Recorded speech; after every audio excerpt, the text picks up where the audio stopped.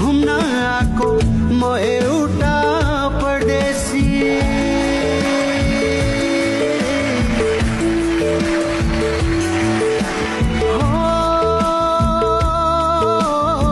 यसै ठाउँमा घुम्न आको म एउटा परदेशी।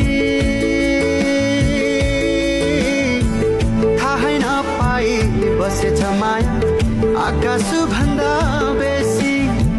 थाहै नपाई बसेछ माया आकाश भन्दा बेसी। हिउँ पर्यो फुरुरु हिमाल